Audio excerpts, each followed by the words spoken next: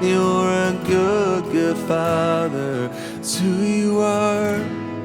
It's who you are. It's who you are. And I'm loved by you. It's who I am. It's who I am. It's who I am.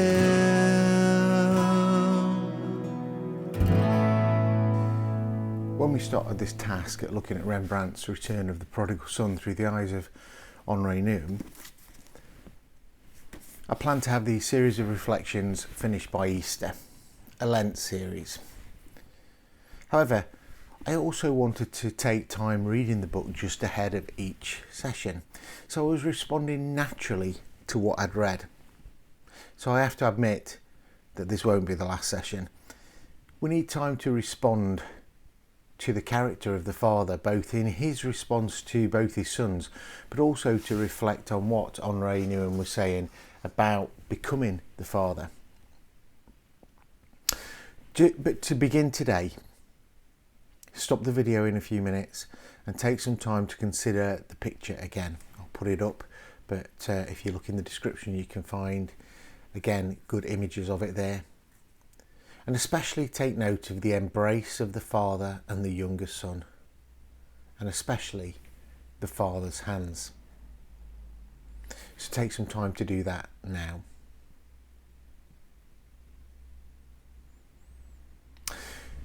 Henri Nouwen points out that the scene is divorced from the parable. In the parable, the father runs out, and Rembrandt painted that painting years before this one. But here the father is static and sat. There's a stillness and a calmness as the son buries himself in the father's embrace. Henri particularly focuses on the father's hands and suggests that the left one is masculine and holds the son in, and the right is feminine and comforts. How do we respond to God as a mother and as a father? The Bible certainly uses the language of a mother a few times. Are we happy to accept God's motherly attributes and to be welcomed by God, the mother, and God, the Father, together in this reunion? A lot of the time in church there's been a lot of talk over the last few years about God the Father and how it works with modern society and with attitudes towards fathers. And we often see God, I think, through our own eyes and our own human fathers. And we know that however great they were still flawed. God the Father is the Father of all fathers, and God the Mother is the mother of all mothers. And sometimes we forget that he, she, they are not what we conceive. In this first section about the Father, Henri deals with the Father's feelings and response to the two sons. And his key statement, I think, revolves around comparison. We've talked about that quite a lot as we've looked at the older son. When we imagine God and how God thinks about us, can we only imagine a God who acts from comparison of our worth to others' worth? Judgment about how we're doing compared with other people? Do we accept that our own relationships are constant moments of positioning others within hierarchies based upon comparisons with ourselves? Although he only hints at it, I think Henri is suggesting that we're all keeping score. What would our self-esteem look like if we believed God wasn't keeping score? What would our gospel look like if we believed that God wasn't keeping score? On page 120 of my version of the book, I keep saying this because I think there are a couple of versions out there, but mine is the combined version, the anniversary edition it's called. So on page 120, he says this: "Our God, who is both Father and Mother to us, does not compare. Never. Even though I know in my head that this is true, it is still very hard to fully accept it with my whole being. When I hear someone called a favourite son or daughter, my immediate response is that the other children must be less appreciated or less loved. I cannot fathom how all of God's children can be favourites, and still they are. When I look from my place in the world into God's kingdom, I quickly come to think of God as a keeper of some celestial scoreboard. And I will always be afraid of not making the grade, but as soon as I look from God's welcoming home into the world, I discover that God loves with a divine love. A love that cedes to all women and men their uniqueness without ever comparing. The elder brother compares himself with the younger one and becomes jealous, but the father loves them both so much that it didn't even occur to him to delay the party in order to prevent the elder son from feeling rejected. I'm convinced that many of my emotional problems would melt as snow in the sun if I could let the truth of God's motherly, non-comparing love permeate my heart. How hard that is becomes clear when I reflect on the parable of the labourers in the vineyard. Each time I read that parable, in which the landowner gives as much to the workers who worked only 1 hour as those who did a heavy day's work in all the heat, a feeling of irritation still wells up inside of me. So let's read that parable now. This is from Matthew 20.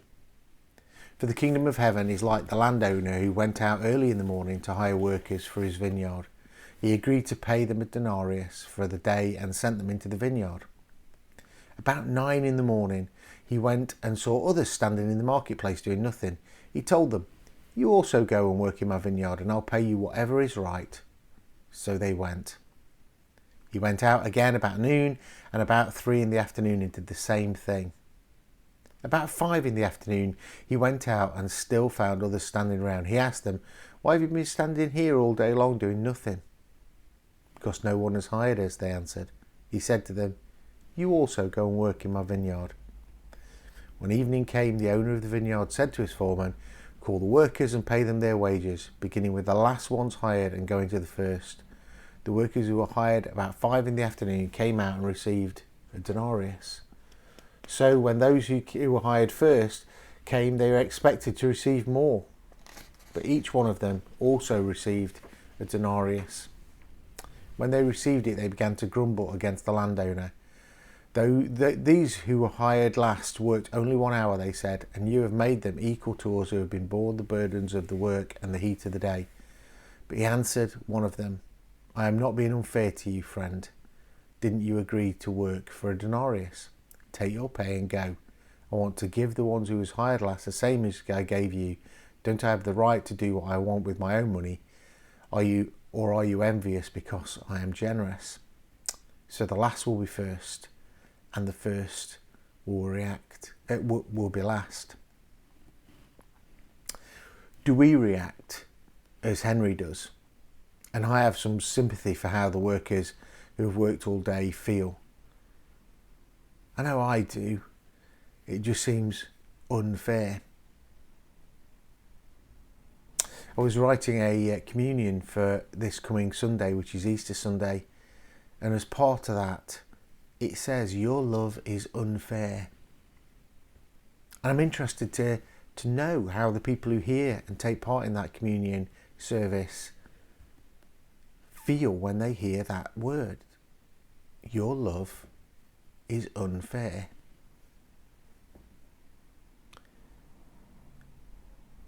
If we're on the receiving end of the generosity, that unfairness can seem fantastic.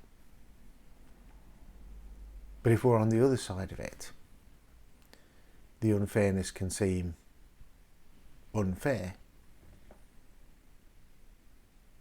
God's love is unfair because he loves all totally and equally.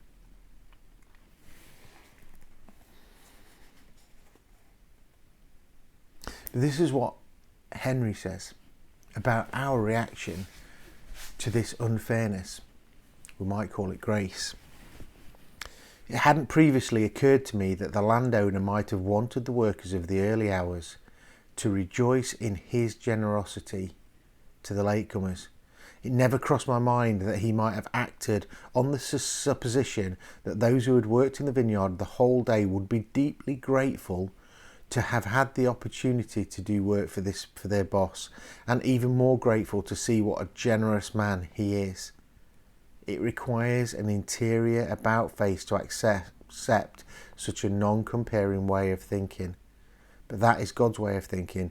God looks at his people as children of a family who are happy that those who have done only a little bit are as much loved as those who accomplish much. I think in our society, which is so based upon what we do, what we achieve, how much money we have, what sort of car we have, what sort of clothes we wear, I think that is a hugely challenging statement. God's love is unfair because he doesn't take any account of those things.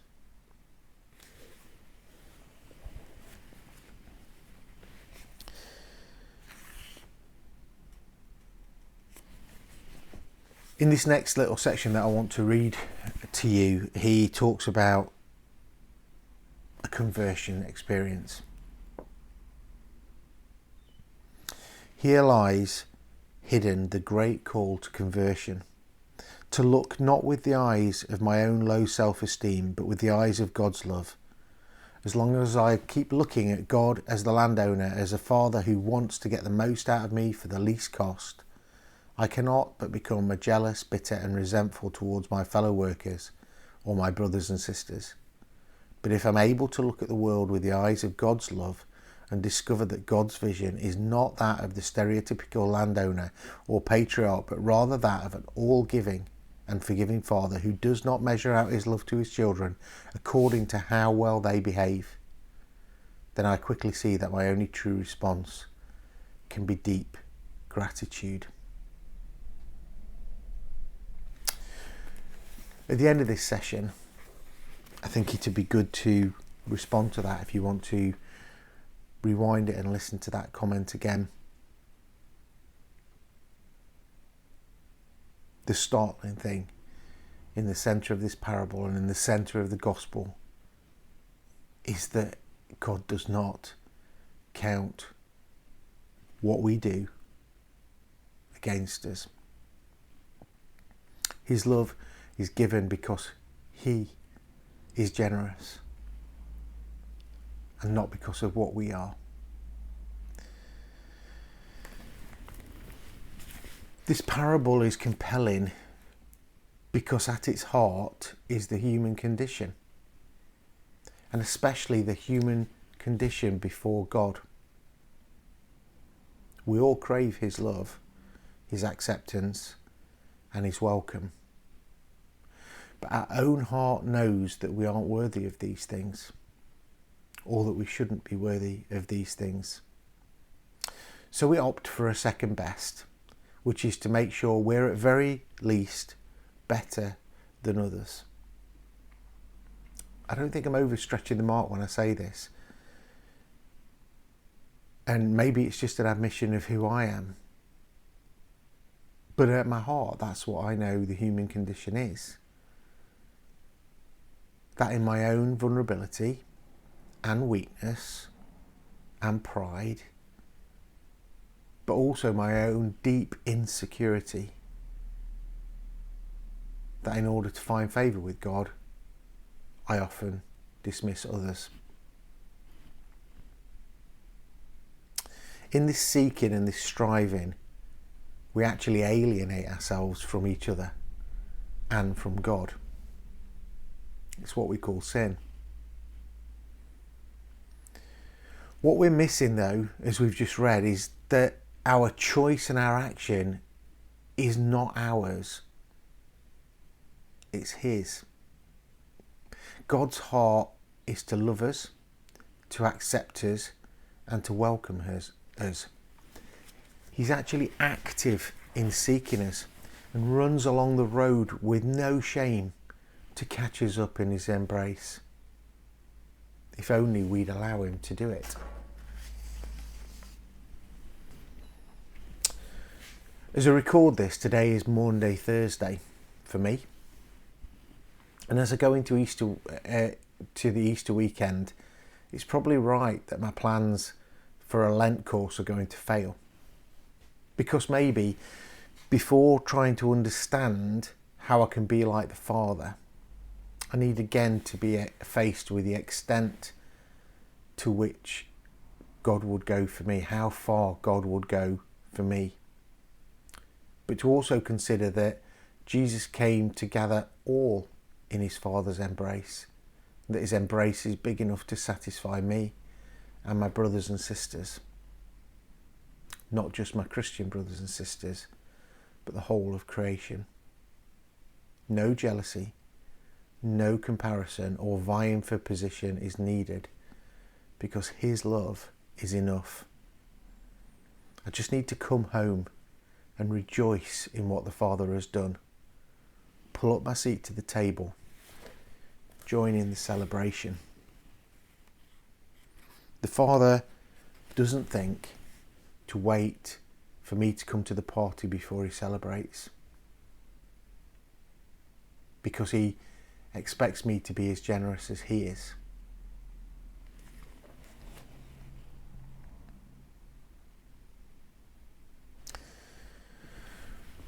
When I've been reading this book, what I found is sometimes some of the key stuff is right at the beginning in Henri's introduction to each section.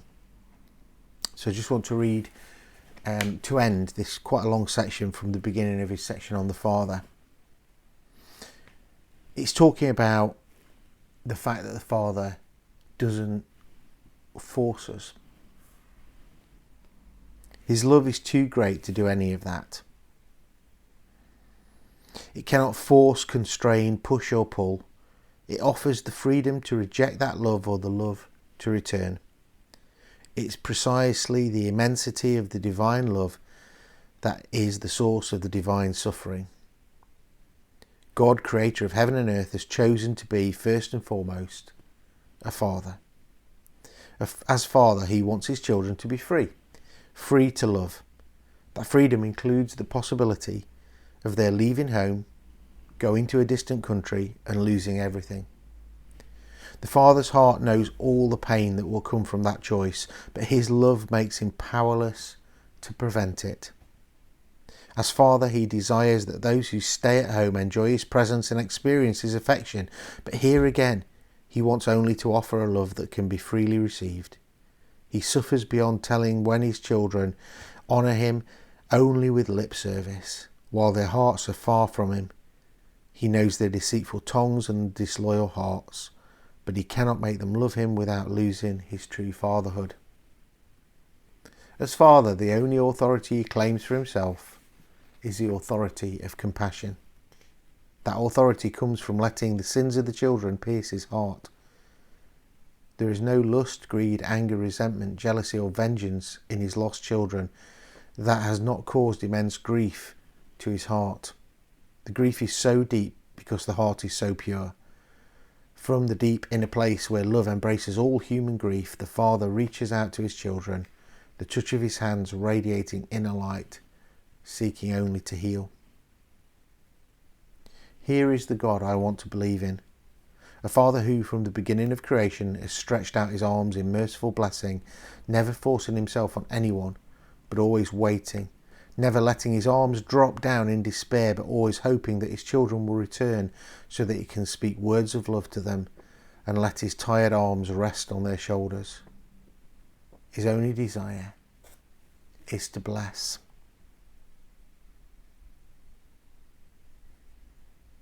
A Father who from the beginning of creation has stretched out his arms in merciful blessing, never forcing himself on anyone, but always waking and never letting his arms drop down in despair.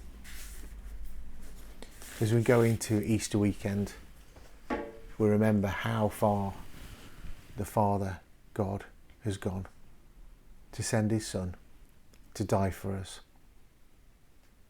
So in our Not So Lent course, we'll reconvene in a couple of weeks and think about how we can respond to the Father. But maybe now we need to pause how we can become the Father. But maybe now we need to pause and respond to him.